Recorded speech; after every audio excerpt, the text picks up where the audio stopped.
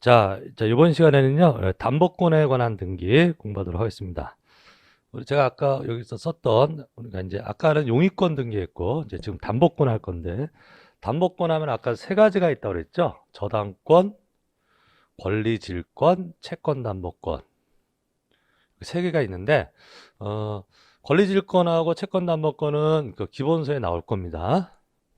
제가 입문서라서 이제 저당권만 나온 것 뿐이에요.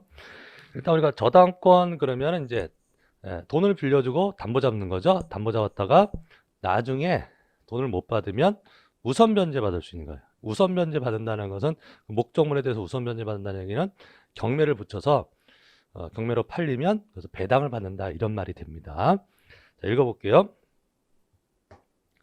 저당권은 채무자 또는 제3자 물상보증이라고 하는데 제3자가 채무의 담보로 제공한 부동산 기타 목적물을 채권자가 인도받지 않고 간접적으로만 지배하며 채무자의 변제가 없는 경우에 그 목적물로부터 우선 변제받을 수 있는 약정 담보물권을 말한다. 외우고 그러는 거 아닙니다. 이 글을 읽었을 때 의미만 느낌만 오시면 돼요. 자, 근데 여기서 이제 조금 특이한 말이 저당권은 채무자 또는 제3자가 이런 말이 나왔죠. 그러니까 담보를 제공하는 사람이 저당권 설정자예요. 자, 담보를 제공하는 사람이 저당권 설정자. 돈 빌려주고 담보 잡은 사람이 뭐예요? 저당권자. 이런데 근데 이 담보를 설정해 주는 사람이 즉 저당권 설정해 주는 사람이 채무자일 수도 있고 아닐 수도 있어요. 무슨 말이냐면 보통은 내가 돈을 빌리고 내 물건에 담보를 설정해 준다고, 저당권을 설정해 준다고요. 그런데 다른 사람이 빌렸는데 내 물건 담보로 제공할 수도 있어요. 자, 형이 돈을 빌려요. 은행에서 돈을 빌려주는데 동생 아파트가 담보로 잡힐 수도 있다고. 이해되시겠습니까? 네. 그럼 돈 빌린 사람은 누구죠? 형. 돈 빌린 사람은 형, 채무자, 형이에요. 네. 담보 잡힌 사람은, 담보 설정해 준 사람은 동생 물건이죠. 그죠? 네. 그래서 동생은 저당권 설정자. 그죠? 담보 잡힌, 담보 설정해 준 동생이 저당권 설정자가 되는 거고 형이 채무자가 되는 거예요. 이때 이 담보를 제공해 준 동생을 물상보증인 그럽니다. 물상보증인. 그러니까 물건으로 보증 쓴 사람이다 이렇게 생각하시면 돼요. 물상보증인. 그래서 이 저당권 설정자는요. 담보를 제공해 주는 저당권 설정자는 채무자일 수도 있고 아닐 수도 있어요. 제3자 물상보증일 수도 있다. 자, 이 개념을 갖고 가시고요. 그리고 이 저당권 설정 등기는 채무자가 하는 게 아니라 저당권 설정자가 하는 겁니다. 예. 저당권 등기는 저당권자하고 저당권 설정자가 등기하는 것이다. 예, 이렇게 개념을 좀 잡으시고요. 그다음에 이번에 객체 보시면 부동산의 소유권, 지상권, 전세권 동그라미 칠게요. 소유권, 지상권, 전세권. 자, 그래서 우리가 보통은 소유권을 목적으로 하는데 소유권 외의 권리를 목적으로 할 수 있다. 이 목적이란 말 우리 지난번에 부기 등기할 때 공부했던 겁니다. 네.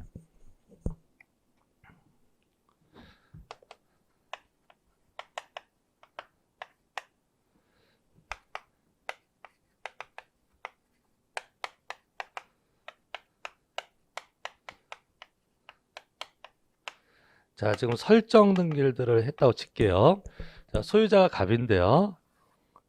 갑이 소유자인데 A한테 저당권을 만들어줬다. 그럼 뭐예요? 저당권 설정이죠. 설정자는 갑이에요. A는 저당권자. 그 다음에 소유자 갑이 B한테 이 토지에 대해서 지상권을 설정해 줄 수 있다. 이것도 지상권 설정이죠. 만들어 준 거예요. 소유자 갑이 지상권 설정자이고 B는 지상권자 이렇게 되죠. 그럼 이때 요 저당권 설정 등기는 순위번호 1번, 지상권 설정 등기는 순위번호 2번. 이거 을구에 하는 거죠. 네, 을구에. 요건 갑구에 나오고 요거는 을구에 나와요. 그런데 이 지상권도 재산이라고, 그래서 요 지상권자가 네, 저당권을 설정해 줄 수 있어요. 설정. 네, C한테. 그럼 요 저당권은요, 뭘 담보 잡은 거냐면 요 지상권을 담보 잡은 거예요. 지상권. 되셨나요? 그래서 B가 지상권을 담보로 제공하고 C한테 돈을 빌릴 수도 있습니다. 이것 저당권 설정 등기예요. 요거는 2-1 이렇게 등기. 부기등기. 지난번에 부기등기 할 때요. 요런 1번, 2번 요런 저당권, 지상권은 이건 무엇을 목적으로 해요? 소유권을 목적으로 해요. 소유권을 목적으로 하는 권리는 주등기이다. 이런 말이 나오고 그다음에 요 저당권은 2-1 부기등기잖아요. 왜? 지상권을 목적으로 하니까 소유권 외의 권리를 목적으로 하는 권리는 부기등기다. 자, 이런 말들을 공부하셨다고. 전전세 그러면 우리 아까 전세권 할 때 우리 입문서라서 생략돼 있지만 전세권자가 또 전세권 설정일 수도 있어요. 소유자 말고 전세권자가 또 전세를 놔. 이렇게 전전세입니다. 전전세권 설정. 그럼 전전세는 부기등기예요. 소유권을 목적으로 한 게 아니죠. 전세권에서 또 생긴 거니까. 여러분들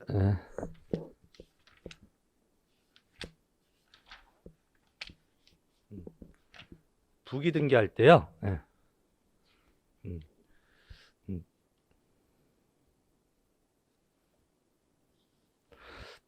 저 주등기하고 부기등기 할 때 그때 살짝 공부하셨던 개념인데 지난 시간에 부기등기 파트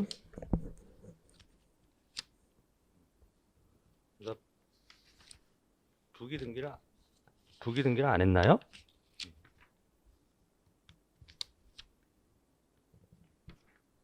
권리에 관한 등기, 말소 등기. 부기등기 파트를 안 했구나. 네. 자, 나중에 또 기본서 나오면 그때 또 설명을 드리겠습니다. 부기등기 그러면 이제 무엇을 목적으로 하는 거? 소유권 외의 권리. 소유권 외의 권리를 목적으로 하는 것은 이렇게 부기등기를 합니다. 부기등기. 맨 앞에 저기 할 때 했었던 것 같은데요. 등기 종료할 때. 네.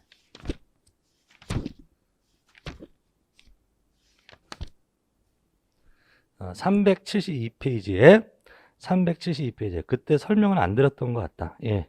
372페이지에 보시면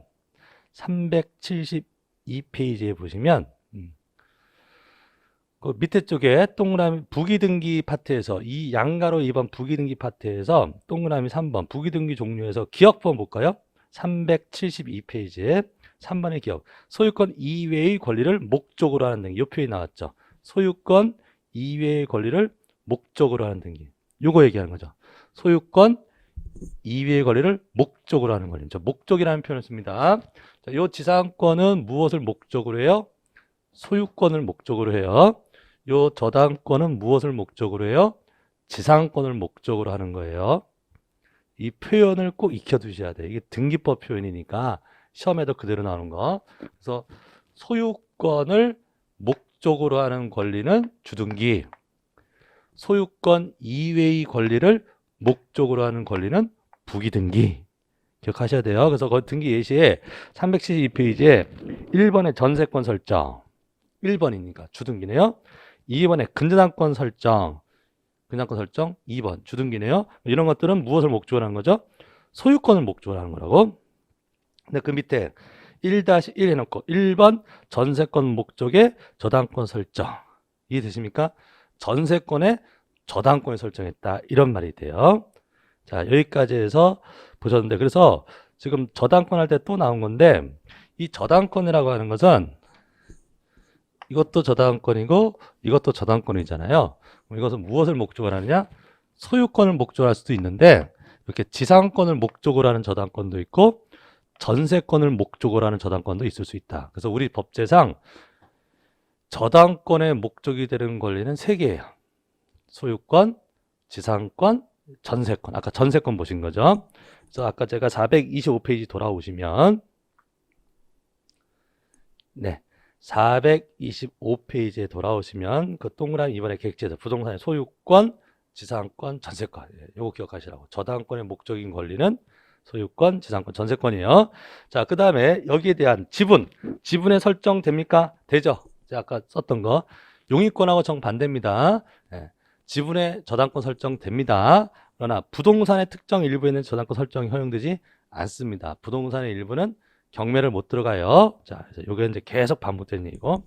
그다음에 신청인, 등기 권리자는 저당권자, 등기의무자가 채무자 또는 제3자 이렇게 되어 있는데, 예. 채무자 또는 제3자 지우세요. 예, 지우시고요. 채무자 이렇게 오해하실 수 있어서 그래요. 예, 저당권 등기 의무자는 설정자예요. 설정자가 이제 이 책은 설정자는 채무자 또는 제3자일 때 이런 말인데요. 설정자라고 쓰세요. 설정자. 네. 그럼 제3자가 즉 물상 보증인이 설정자일 때 채무자는 등기의무자가 아니에요. 아까 형하고 동생이 있었을 때 설정자가 누구였죠? 동생 아파트 담보 잡힌 거죠? 설정자가 동생이죠? 제3자, 물상보증인 동생이잖아요. 그럼 첫째 형은 채무자잖아요. 그럼 채무자는 등기의무자가 아니라고. 되셨나요? 채무자가 등기의무자가 아니라 누구다? 설정자가 등기의무자. 설정자가 채무자일 수도 있고 제3자일 수도 있죠. 채무자 또는 제3자, 여기서 채무자, 제3자 이렇게 쓰면 오해할 수 있으니까 설정자라고 쓰십시오. 설정자. 저당권 설정자가 등기 의무자가 됩니다. 그 시험 문제가 잘 나와서 그래요. 저당권 설정 등기할 때 제3자, 즉 물상보증인 설정자일 때 채무자가 등기 당사자이다. 채무자가 등기 의무자이다. X입니다. 채무자는 등기 신청한 사람 아니에요. 채무자일 뿐이에요. 등기는 누구랑 한다? 저당권자와 저당권 설정자가 합니다. 그 다음에 우리 저당권 등기할 때 꼭 써야 되는 거 채권액. 예, 채권액 써야 되고요. 예, 그 다음에 채권의 가액. 요거는 뭐냐면 채권 가액 옆에다 쓰세요. 그 채권이 금전 채권이 아닌 경우 이렇게 쓰십시오. 금전 채권이 아닌 경우. 이것도 잘 물어봐요. 그래서 우리가 자 1억을 빌리고 토지에 저당권 설정해 줬다. 그러면 채권액이 얼마예요? 1억이죠. 1억. 네, 금전 채권이라고. 자, 그런데 이런 경우도 있어요. 자, 쌀 10가마니를 빌리고 쌀 10가마니를 빌리고 토지에 저당권 설정해 줬다. 그것도 가능하다고요. 그래서 이때 피담보 채권, 저당권에서 담보되는 채권은 꼭 금전 채권일 필요는 없습니다. 쌀 10가마니 빌려주고 담보 잡을 수도 있다고. 그럼 나중에 뭘 받아요? 쌀 10가마니를 받는 거죠. 되셨나요? 그래서 꼭 채권은 금전 채권일 필요는 없어요. 민법에서 공부하시길 그 채권은 금전으로 환가할 수 있는 채권이면 가능하다 이렇게 돼 있죠. 그러니까 꼭 금전 채권은 아니어도 돼. 근데 대신에 돈으로 바꿀 수 있는 채권은 맞아야 돼요. 자, 그럼 이때 나온 얘기예요. 그러면 저당권의 피담보 채권이 금전 채권이 아닌 경우에는 채권액 이렇게 쓰는 게 아니라 채권의 가액을 쓰는 거라고. 이게 쌀 10가마니가 돈으로 치면 얼마다? 그 금액을 쓰는 거다 이 말이에요. 자, 요새 잘 나오는 문제입니다. 우리 등기법 문제에서요. 그래서 채권액 또는 채권의 가액, 채권의 가액. 채권의 가액이란 말은 그 피담보 채권이 뭐가 아닐 때, 금전 채권이 아닐 때를 얘기하는 거구나. 이렇게 이해하시면 됩니다. 어쨌든 금액 나와야 되고요. 그다음에 채무자를 꼭 써야 됩니다. 그래서 채무자가 아까 저당권 설정자일 수도 있고 아닐 수도 있죠. 돈 빌리는 사람이 담보 제공하는 사람이 자기가 돈 빌리고 담보 제공할 수도 있고 형이 돈 빌렸는데 내가 담보 제공할 수도 있죠. 그럼 설정자는 등기 당사자이고 이 등기 신청서에다가 꼭 써야 되는 사람이 채무자가 누군지를 꼭 명시를 해야 돼요. 채무자하고 저당권 설정자가 같은 사람일지라도 꼭 써야 됩니다. 네. 자, 그 다음에 권리의 표시 이렇게 나오는데 이 권리의 표시라고 하는 것은 자, 이런 경우를 얘기하는 거예요. 이런 경우. 저당권의 목적인 권리가 소유권 외의 권리일 때는 써줘야 돼요.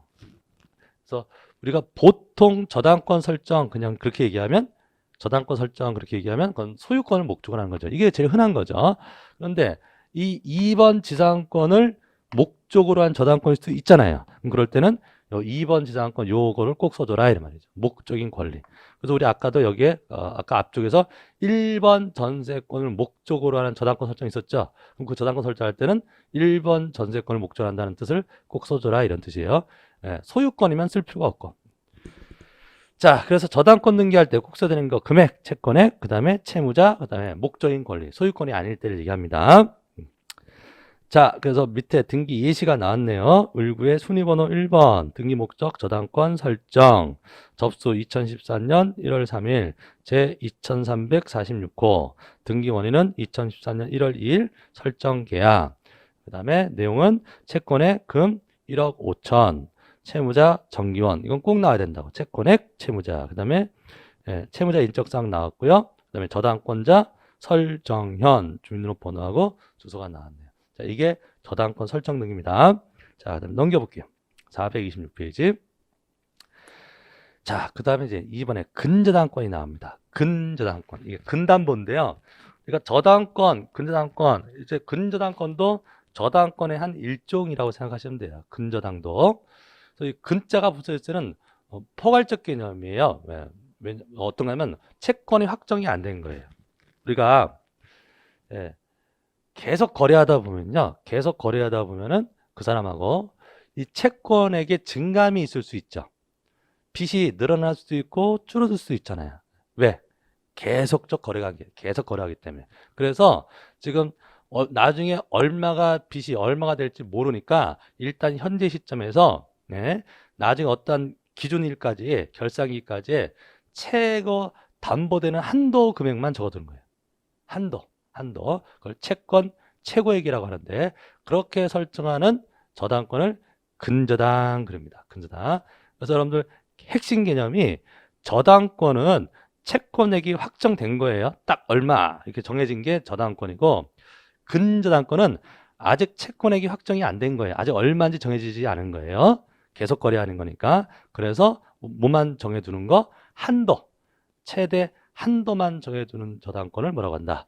근저당권. 이렇게 개념을 잡으시면 돼요. 그래서 확정됐느냐 확정되지 않았느냐 이게 포인트예요. 저당권하고 근저당권은.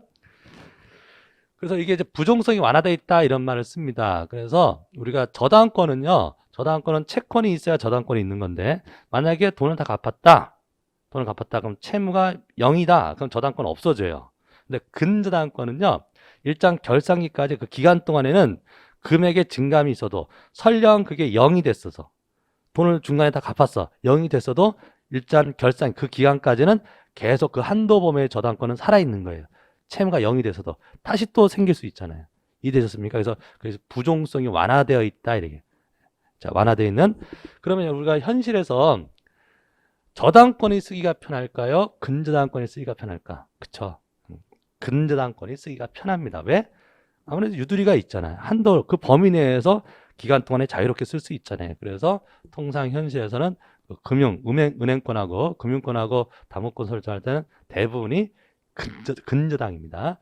저당권 등기하는 경우는 이제 사인 간의 거래일 때, 그럴 때 이제 저당권 등기하는데 금융권과의 거래일 때는 대부분 근저당권으로 등기하는 거예요. 자, 볼게요. 근저당권의 의의. 근저당권이란 계속적인 거래관계로부터 발생하는 계속 거래관계에서 발생하는 장래 증감 변동하는 불특정 채권을 장래 결산기에서 일정한 한도까지 담보하기는 저당권을 말한다. 자, 말뜻 이해하셨나요? 네. 그래서 근저당권은 불특정 채권을 담보한다는 점과 저당권 소멸 시 부종성이 요구되지 않는다는 점이 저당권 소멸됐다 부종성이 요구되지 않는다는 점이 통상의 저당권과 다르다. 그래서 부종성이 완화되어 있다. 꼭 채권하고 운명을 같이 하는 건 아닙니다. 자, 그 다음에 신청 절차. 근저당권 등기할 때는 근저당권 설정 계약이라는 뜻과 채권 최고액. 자, 동그라미죠. 채권 최고액. 자, 이게 포인트예요. 올해도 이 개념 물어봤는데요. 채권 최고액 채무자를 씁니다. 그래서 저당권은 뭘 써요? 채권액.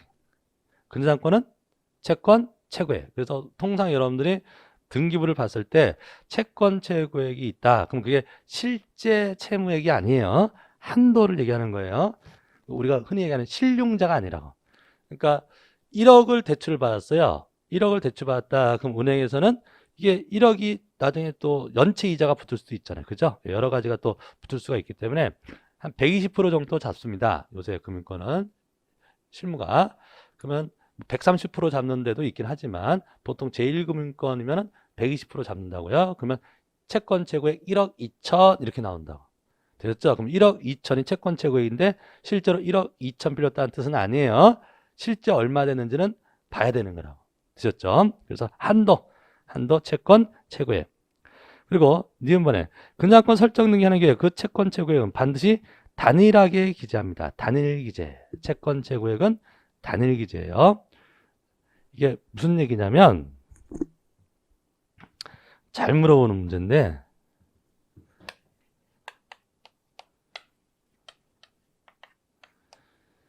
자, 갑이 소유자인데요. 자, A한테 1억을 빌려요.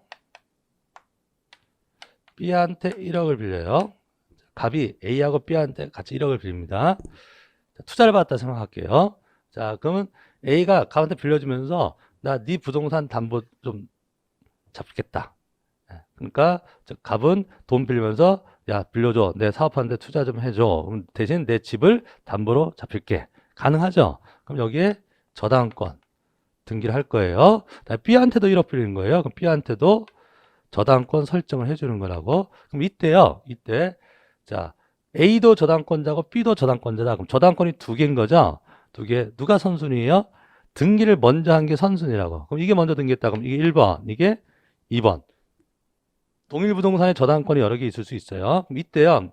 A는 1순위 저당권이고 B는 2순위 저당권이에요. A 얼마? 1억, B 1억. 이렇게 등기합니다. 근데 이때 문제가 뭐냐면 B가 이럴 수 있죠. B가 야 나는 후순위로는 못 빌려줘. 이럴 수 있냐고. 그럴 수 있죠. 이게 선순위고 후순위잖아요. 근데 지금 상황은 동시에 같이 빌리는 거였어. 그럼 나는 후순위는 못한다. 그럼 이때 저당권을 하나만 만들어요. 두 개를 만들지 않고 하나의 저당권. 순위번호 몇 번? 1번에 두 사람을 쓰는 거라고. 가능합니다. 저당권 하나를 여러 사람이 같이 가져갈 수 있다. 그럼 A도 1순위고 B도 1순위예요. 되셨나요? 개념을 잡으시면 돼. 그럼 A 얼마? 1억. B 1억. 이렇게 씁니다. 저당권일 때. 채권자가 여러 명일 때 A 1억, B 1억. 구분해서 쓴다고. 사람이 많을 때요. 자, 그런데 이게 근저당일 때는요. 자, 뭐라고요? 근저당일 때는 이게 뭘 쓰죠? 채권 최고액을 쓰잖아요. 채권 최고액을 쓸 때는 단일하게 써야 됩니다. 단일. 채권 최고액. 총 한도를 얘기하는 거죠. 실제 금액이 아니잖아요. 한도를 쓸 때는 합쳐서 총 얼마인지 단일하게 써야 되는 것이지 A 얼마, A 1억 2천, B 1억 2천 이렇게 구분해서 쓸 수가 없다. 이 얘기예요. 자, 무지 잘 나오는 얘기입니다. 그래서 이 얘기가 지금 살짝 인문서라서 생략돼서 나온 겁니다. 자, 다시 읽어볼까요? 자, 채권 최고액 2번에 니은번이죠. 근저당권 설정 등기할 때 그 채권 최고액은 반드시 어떻게 써라? 단일하게 써라. 채권 최고액은 단일하게 써야 되지. 채권자가 여러 명일 때를 얘기하는 겁니다. 여러 명일 때 누구 얼마 이렇게 구분해서 쓸 수가 없고 단일하게 써야 됩니다. 그다음에 거꾸로 디귿번에 채무자가 여러 명일 수도 있어요. 이거는 채권자가 여러 명인 거잖아요. 채무자가 여러 명일 수도 있어요. 그럼 채무자를 꼭 써야 되는데 이때 채무자를 쓸 때 표시할 때 그냥 채무자 누구 이렇게 쓰면 되는 것이지 연대 채무 관계일지라도 연대 채무자 이렇게 안 쓴다고. 그냥 채무자 이렇게 씁니다. 자, 되셨죠? 예, 이게 근저당권입니다. 여러분들 이 근저당권은 이제 뭐니 해도 이 핵심 개념이 채권 최고액이에요. 채권 최고액. 자, 저당권 등기할 때 꼭 쓰는 게 뭐였죠? 채권액. 근저당권이면 채권 최고액 이렇게 됩니다. 그럼 여기서 이제 파생되는 거예요, 문제들이. 채권 최고액 개념을 알고 있느냐? 올해 문제도 있고 재작년 문제도 그랬지만 여러분들 저당권일 때 이자를 쓸 수 있을까요? 이자. 쓸 수도 있어요. 있으면. 꼭 써야 되는 건 아닌데 아까 채권액은 꼭 써야 되는 건데 이자가 있을 수도 있고 없을 수도 있죠. 그럼 약정에 이자가 있으면 쓴다고. 저당권일 때. 근데 근저당권일 때 쓸 수 있을까요? 근저당권에선 이자를 등기할 수가 없어요. 왜요? 그쵸. 채권 최고액을 썼기 때문에. 채권 최고액 속에 다 모두 들어가 있는 거예요. 이자도 다 포함되어 있는 것이기 때문에 근저당권에서는 이자를 쓸 수가 없습니다. 아예 쓰지를 못하는 거예요. 저당권에서는 쓸 수도 있다고. 되셨죠? 그다음에 이게 이제 재작년 문제였고요. 자, 올해 문제 뭐냐면 변제기 볼까요? 변제기. 저당권에서 변제기 쓸 수 있나요? 자, 1억 언제까지 갚아라? 될 수 있죠. 예. 자, 근저당권에서 변제기 쓸 수 있을까? 변제기 못 쓰죠. 왜요? 아직 금액이 확정이 안 됐어요. 네. 근저당권이 이게 개념이라고.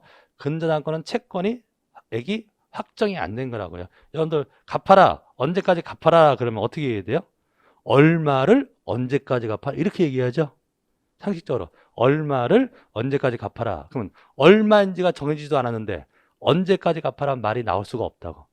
이해되십니까? 그래서 근저당권은 채권액이 확정되지 않은 상태에서 아직 확정되지 않은 상태에서는 변제기라는 개념이 있을 수가 없기 때문에 근저당권에서는 변제기를 쓸 수가 없다. 이게 올해 답입니다. 저당권에서는 변제기 쓸 수 있어요. 근데 근저당권에서는 변제기를 쓸 수가 없다. 자, 민법 시간에도 공부하실 거예요. 하실 것 같아요. 하실 거예요, 아마. 예, 자, 등기법 문제로도 나왔던 거니까 좀 이해를 하시고요.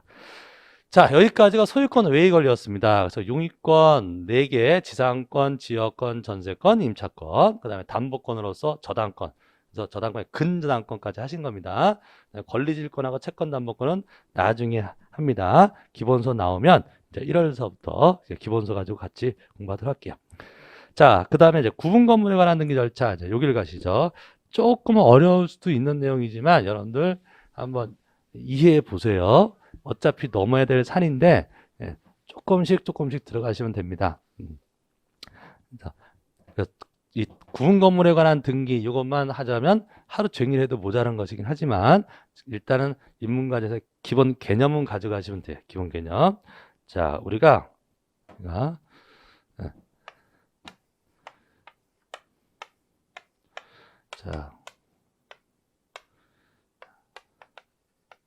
자, 빌라를 하나 예를 듭니다. 빌라. 자, 여기가 계단이 있고요.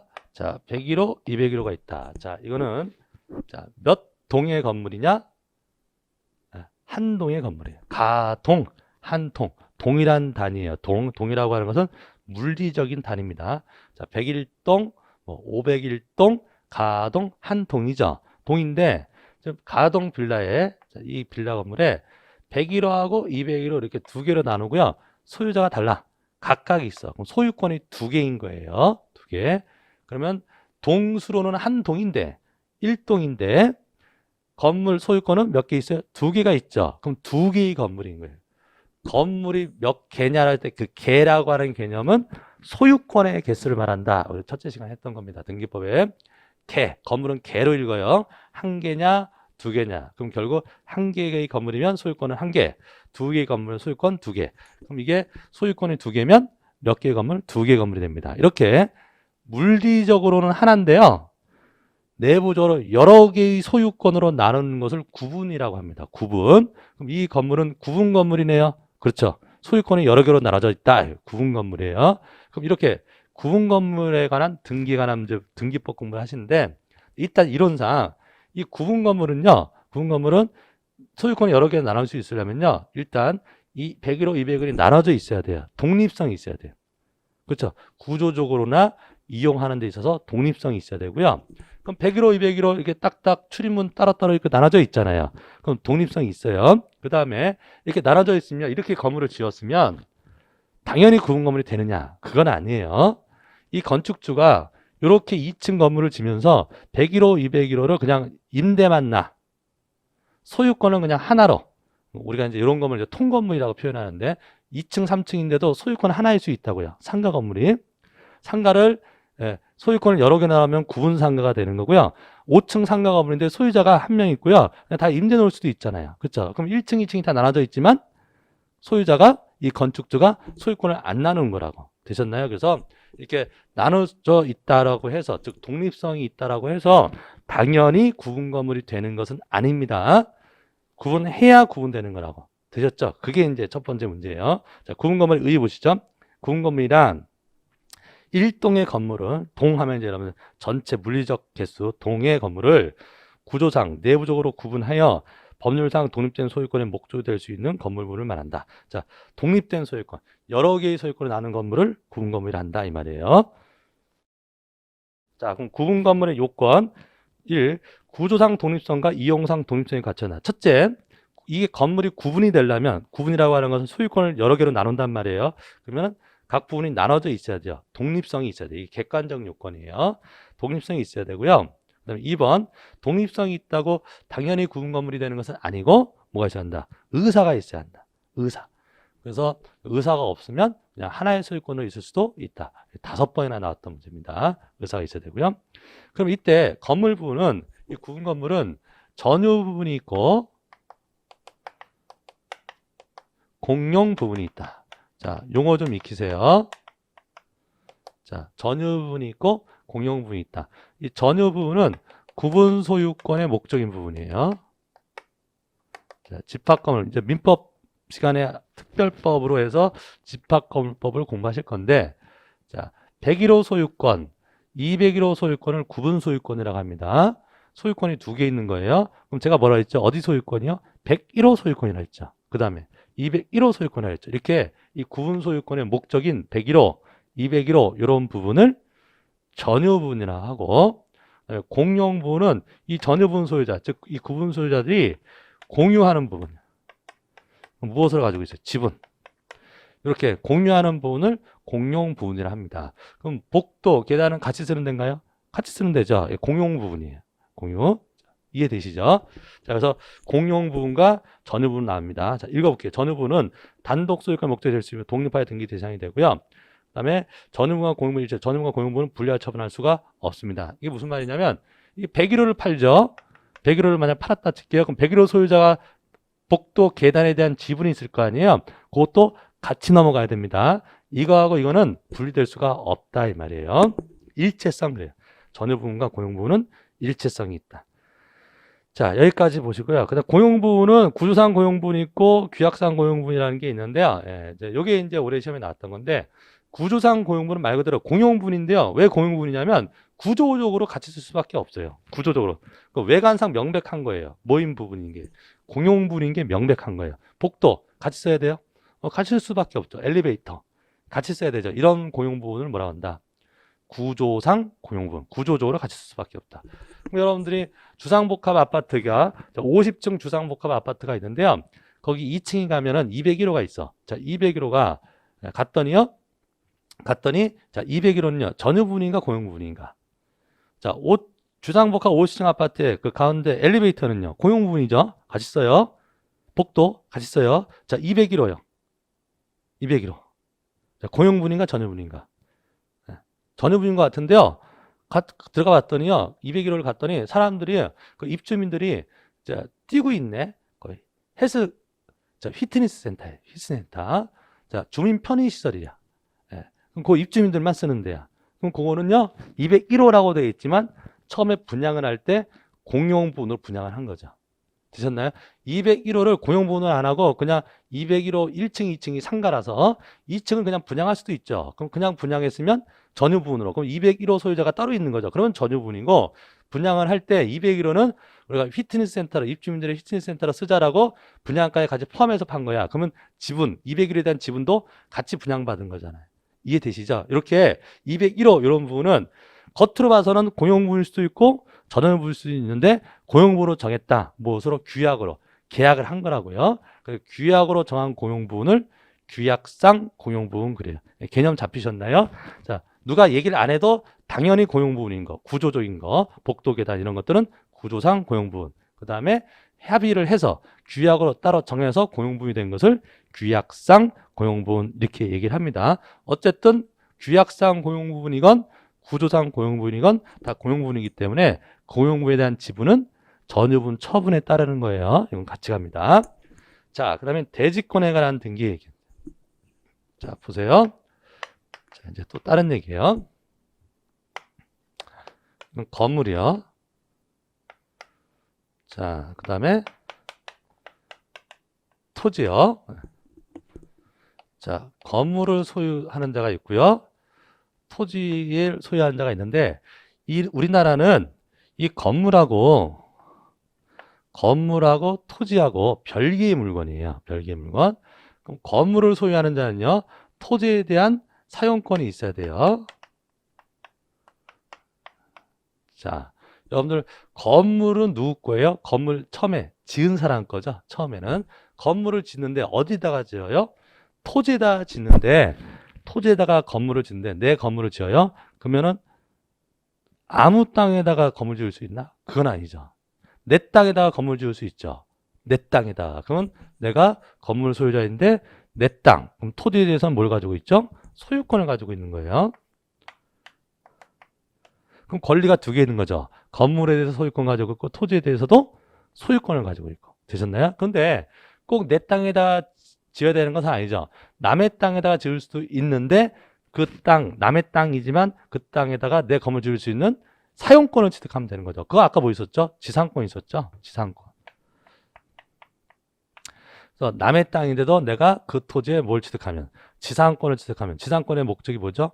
건물을 짓는다든지 공작물을 짓는다든지 수목소유. 그럼 내가 지상권 가지고 그 땅에 내 건물을 지을 수 있죠. 그럼 그 건물 소유자는 토지에 대해서 뭘 가지고 있죠? 지상권을 가지고 있는 거예요. 꼭 소유권이 되는 건 아닙니다. 자, 그 다음에 제가 아까 토지를 전세금 주고 사용하려면 뭐죠? 전세권일 수도 있어요. 전세권. 되셨나요? 꼭 지상권일 필요는 없습니다. 전세권 주고 토지 사용할 수도 있고요. 또 뭐 있었죠? 임차권 있었죠. 임차권. 자, 이게 용의권이었잖아요. 우리 아까 지상권, 전세권, 임차권. 근데 지역권은요. 이게 작년 문제인데 우리가 아까 지역권은 특징이 뭐였죠? 지역권의 본질은 토지를 위해서 토지 사용하는 거죠. 토지를 사용하긴 하는데요. 무엇을 위해서? 토지를 위해서. 그럼 이거는 왜 사용하는 거죠? 건물을 소유하기 위해서 토지 사용하는 거잖아요. 그래서 이 지역권은 안 돼요. 이게 작년 답이에요. 자, 그럼 이제 4개가 나왔네요. 자, 건물을 소유하는 자는 토지 사용권이 있어야 한다? 있어야 된다. 토지 사용권은 구체적인 게 토지 사용권은 소유권일 수도 있고 지상권일 수도 있고 전세권일 수도 있고 임차권일 수도 있다. 자, 그럼 이 사용권을 다른 말로 자, 대지 사용권이라고 합니다. 대지 사용권. 자, 건물의 부지로 쓰이는 토지를 뭐라고 하죠? 대지. 그럼 대지 사용권. 그럼 대지 사용권은 종류가 뭐일 수 있다? 소유권, 지상권, 전세권, 임차권. 이해되십니까? 자, 대지 사용권의 개념을 좀 잡으세요. 건물을 소유한 자가 그 건물의 대지를 사용할 수 있는 권리를 뭐라고 한다? 대지 사용권. 종류는 4가지. 소유권, 지상권, 전세권, 임차권. 지역권 안 된다. 자, 이렇게 하시고요. 자, 그런데요. 그럼 이 건물 소유권하고요. 이 토지 사용권 요거는요. 분리가 될 수도 있어요. 그러면 이제 여러 가지 법적 문제가 발생합니다. 뭐 법정 지상권 막 이런 문제가 생기는데 무슨 말이냐면 토지 소유자하고 건물 소유자가 같은 사람이에요. 토지 소유자하고 건물 소유자가 같은 사람인데요. 이 사람이 건물만 팔겠다 그럴 수도 있다고. 보통상은 안 그러지만 그렇게 법적으로 금지되는 건 아니라고. 금지되는 건 아니에요. 그래서 건물 소유자하고 토지 소유자가 달라질 수가 있어요. 따로따로 처분할 수도 있어요. 자, 그런데 자, 이게 자, 다시 101호, 201호. 자, 건물이에요. 자, 건물 몇 개? 2개죠. 소유권 2개예요. 즉 구분 건물이라고 할게요. 자, 건물에 뭐가 있고요? 소유권이 있고요. 자, 그다음에 대지 뭐가 있죠? 사용권이 있죠. 구체적으로 뭐가 있다? 이게 있는 거죠. 소유권, 지상권, 전세권, 임차권. 자, 4개가 있어요. 자, 그런데 토지는 하나인데 건물이 2개가 있죠. 그럼 이 건물 소유자들이 이 토지 재산 사용권을 지분으로 가지고 있는 거예요. 이해되십니까? 제가 이거는 2개 그냥 간단하게 그려서 그렇지만 1000세대 아파트다.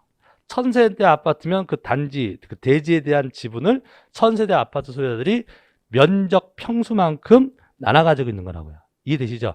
34평형하고 25평하고 누가 더 대지 지분이 많겠어요? 그냥 상식적으로 34평형 건물 면적 넓은 사람이 대지 지분 더 많이 가지고 있는 거예요. 자, 이렇게 가지고 있습니다. 그럼 이때 건물 소유권하고 대지 사용권 지분하고 이게 따로따로 처분할 수 있다라고 정해버리면 이 토지에 대한 권리관계 지분이 너무 복잡해져 버려. 그래서 요거하고 요거는 같이 움직인다고 정했어요.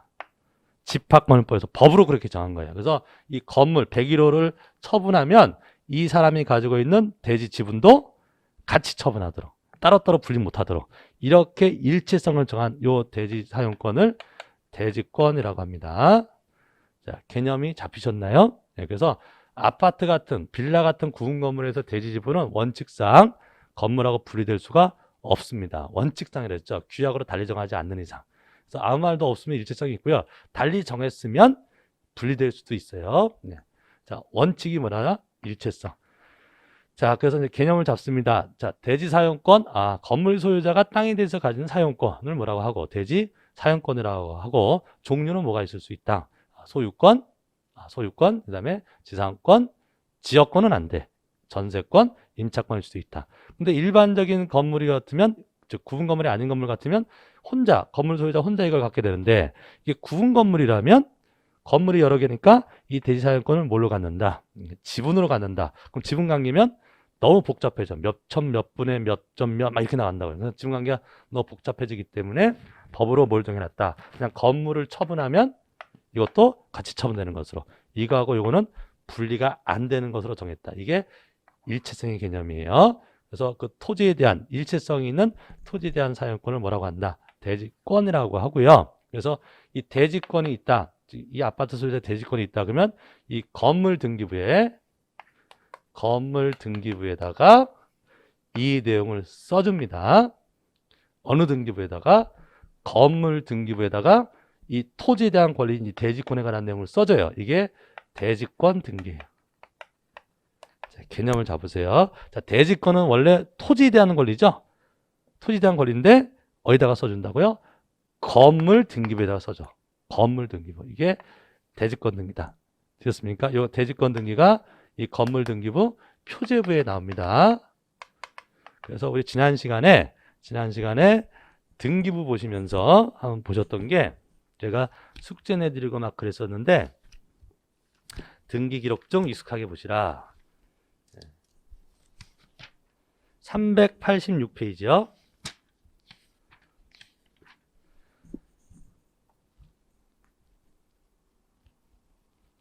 네, 386페이지에 기억나세요? 1동 건물 표제부, 그 다음에 구분 건물의 표제부 이렇게 되어 있는 거. 그 다음에 행성 가지고 대지권 뜻의 등기는 나중에 보신 거다. 생략하고요. 자, 이게 건물 등기부예요. 자, 이런 아파트 건물 등기부가 있으면 건물 등기부에 표제부가 이 아파트 건물의 표제부가 두 종류가 있었죠. 전체 이게 가동이다 그러면 이 가동 전체에 대한 표제부, 그건 1동 건물의 표제부 그랬고 101호, 201호 이런 부분을 뭐라고 그랬죠? 전유분이라고 한다 그랬죠. 전유분. 그래서 지난번에 전유분이라고 고쳐 쓰셨죠. 386페이지에. 그래서 위에 1동 건물의 표제부 하면 전체 건물 표제부예요. 그럼 위쪽에는 동그라미 쳐져 있을 거예요. 1동의 건물의 표시 이렇게 돼 있죠. 1동의 건물의 표시. 1동 건물 표시 보니까 도곡동 100의 1번 집의 1필지에 땡땡 아파트 101동이죠. 도곡동 땡땡 아파트 101동 전체 건 101동 전체의 표제부예요. 101동 건물 표시가 나오고 그 밑에 보시면 대지권의 목적인 토지의 표시. 그럼 이 아파트 소유자가 대지권을 가지고 있는 이 토지를 써준다고. 토지. 그래서 토지가 두 필지죠. 강남 도곡동 100의 1번지하고 그 다음에 100의 2번지 두 필지. 토지를 써준 거예요. 어떤 토지? 대지권의 목적인 토지. 대지권의 목적인 토지라는 말은 대지권을 가지고 있는 토지 이런 뜻이에요. 그럼 이 아파트 소유자가 뭘 가지고 있는? 대지권을 가지고 있는 토지가 이 두 필지다. 그 토지를 표시한 겁니다. 그래서 토지 지번 지분 면적 나왔고요. 자, 대지권을 가지고 있다. 이 토지에 대해서. 그 다음에 전유부분 표제부를 보시면 밑에 전유부분 표제부를 보시면 첫째 전유부분 건물 표시가 나왔네요. 자, 1층 101호가 나왔죠. 어디 있는? 그 땡땡 아파트 도곡동 땡땡 아파트 101동에 1층 101호가 나오는 거죠. 101호 전유 부분이에요. 그럼 101호 면적 얼마다 이렇게 나왔고요. 그럼 그 밑에 보시면 대지권 표시가 나왔다고.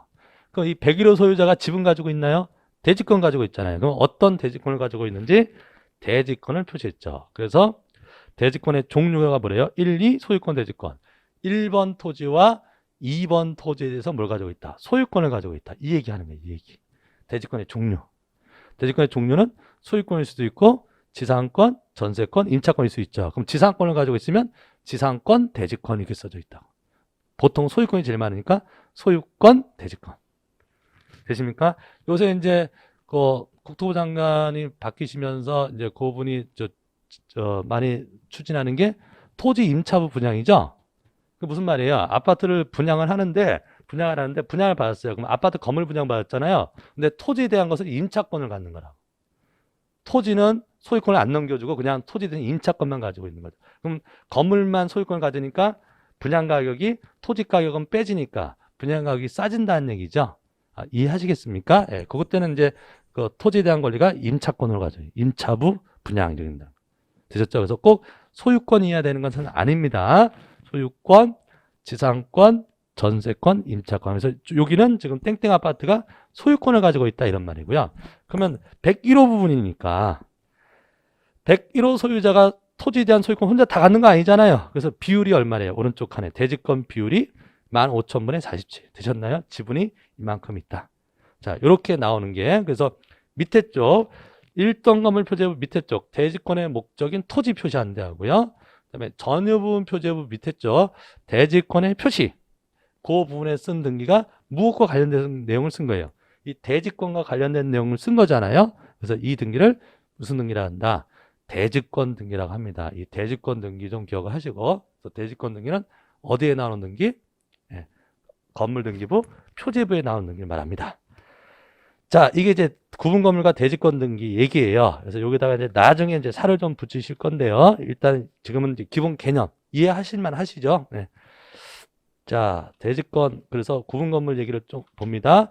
427페이지 돌아오시면, 자, 427페이지. 자, 대지권에 관한 등기에서 건물의 대지. 건물의 대지는 건물의 부지, 이렇게 이해하시면 돼요. 뭐 법정 대지, 규약상 대지, 이건 됐습니다. 자, 대지. 자, 건물의 부지를 대지, 그런 거고. 2번에 대지 사용권. 볼게요. 대지 사용권이란 건물의 구분 소유자가 전유 부분을 소유하기 위하여 건물의 대지에 대하여 갖는 권리를 말한다. 대지에 대해서 갖는 권리, 사용권을 뭐라고 한다? 대지 사용권. 그럼 대지 사용권은 소유권, 지상권, 전세권, 임차권이 있다. 지역권은 제외한다는 것 체크하시고요. 지역권은 안 돼요.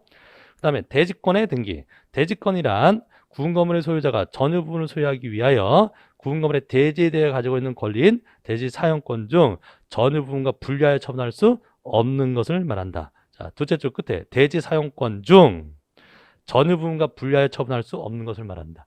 대지 사용권 중에서 이 전유 부분 101호, 201호 이런 소유권, 구분 소유권이죠. 이 전유 부분과 분리할 수 없는, 즉 일체성이 있는 대지 사용권을 뭐라고 한다? 대지권이라 한다 이 말이에요. 자, 그 다음에 이 대지권을 있으면 등기를 하는데 동그라미 2번 1동 건물의 표제부, 아까 보신 거 1동의 건물 그러면 무슨 말? 전체 건물 얘기하는 거죠. 몇 동? 1동. 1동 건물 표제부 밑에 쪽이 뭐였죠? 대지권의 목적인 토지의 표시라네 하죠. 아까 1 땡땡땡 몇 번지, 2 몇 번지 이렇게 소재, 지번, 지문, 면적 이런 거 써줬어요. 어디에다가? 1동 건물 표제부에다가. 그 다음에 동그라미 3번 구분 건물 표제부, 이게 아까 전유분 표제부예요. 전유분 표제부 밑에 쪽에는 뭘 써준다? 대지권을 표시했죠. 아까 뭐 1, 2 소유권, 대지권 이렇게 써져 있고, 뭐 15,700분에 얼마 이렇게 47 뭐 이렇게 나왔잖아요. 그래서 지분 비율 써주는 거예요. 그래서 대지권의 종류, 비율 이런 것들을 써준다. 어디에? 그건 전유부분 표제부에. 되셨죠? 네. 거기까지 봅니다. 대지권 뜻의 등기는 지금 안 하셔도 돼요. 그래서 아파트 같은 경우에 대지권을 가지고 있으면 아파트 건물 등기부 표제부를 보면 뭐가 나온다? 대지권에 관한 내용이 나온다. 이 등기를 우리가 대지권 등기라고 부른다. 되셨습니까? 여기까지 정리할게요. 자, 그래서 이번 시간에는요 담보권 등기하고 그 다음에 구분 건물에 관한 등기 한번 같이 정리해봤습니다. 자, 그다음 이제 마지막 하나 남았죠? 가등기는 좀 끊어서 다시 갈까요? 고생하셨습니다.